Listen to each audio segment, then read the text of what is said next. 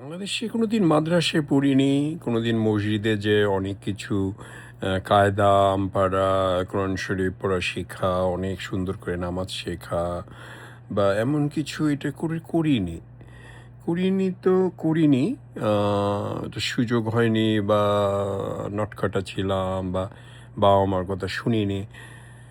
এভাবে চলতে, চলতে, চলতে, চলতে, চলতে, চলতে যখন আমেরিকায় এলাম তখন লাকিলি একটা আমেরিকান ছেলে পেলাম আমার ছেলের হিসেবে।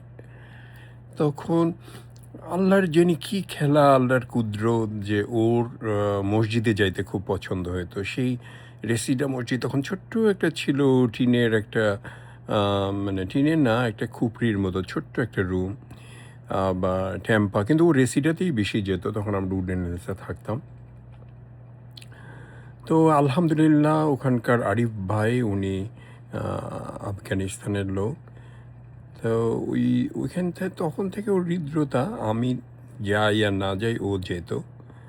আবার পরবর্তীতে যখন আমাকে বলা শুরু করলো যে আমি এটা শিখতে চাই, তখন আমি ওকে আলহামদুলিল্লাহ পড়া শিখাইলাম, কোরআন পড়া শিখাইলাম, মানে কোরআন পড়া মানে কি সূরাগুলা শিখাইলাম। তারপরে নামাজ পড়া শিখাইলাম। নামাজ পড়া শিখাতে যাই আমি বললাম যে আল্লাহুম্মা সাল্লাল্লাহ দরুদ শরীফ আর আত্তাহিয়াতু মুখস্থ করতেই হবে। তো ওগুলো আবার পড়াইলাম। আত্মাহিয়াতু পড়াইতে যেয়ে দেখি যে কোথায় জানি একটা শব্দের আমারও ভুল ছিল। ওইটা কারেক্ট হলো। আল্লাহুম্মা সাল্লাল্লাহ এটা দরুদ শরীফ পড়াইলাম। ওরে পুরা নামাজ কেমনে পড়তে হয় এটা শিখাইলাম। আজান শিখাইলাম আমরা।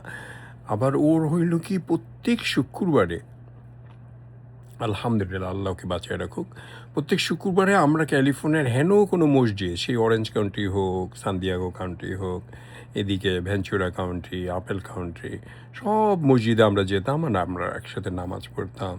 সেটা জোহরের নামাজ হোক আর আসরের নামাজ হোক। এইভাবে পড়তে পড়তে পড়তে পড়তে পরে দেখি আমি সুন্দর মুসলমান হয়ে গেছি। মানে আমি অনেক কিছু শিখে গেছি ওর ওর বদৌলতে। এটা আল্লাহর একটি বিশেষ কৃপা আমার প্রতি, অদ্ভুত। মানে আমার অবাক লাগে আল্লাহ আমাকে এত ভালোবাসে যে আমাকে ঠিক করার জন্য একটা আমেরিকান পোলা দিয়ে দিল।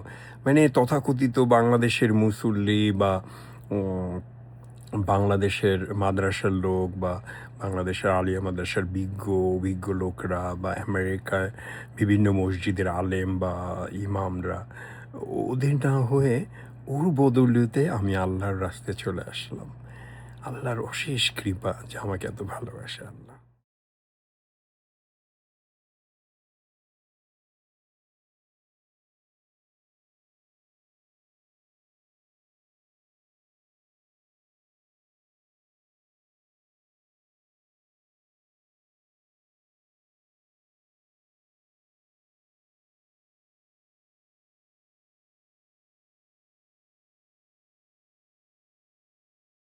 ভিডিও দেখি, আবার চিৎকারও শুনি। আলেমরা চিৎকার করে করে বলে এটা করতে হবে, ওটা করতে হবে, এটা না করলে এই হবে, ওইটা না করলে এই পাপ হবে, এটা ধরলে বেহেশতে যেতে পারবো না, এটা তো কাফের হয়ে যাব, ওইটা করলে কোনো দিন মানে দুযোগের আগুনে জ্বলবো, এরকম কত কি বলে। বলতে বলতে বলতে বলতে বলতে আমি বলি যে তোরা যতই যাই বলিস, আল্লাহর মেহেরবানি, আল্লাহর মার্সি, আল্লাহর রহমত যদি আমার প্রতি থাকে, আমি আম- আমরা বেহেশতে যাবই যাব।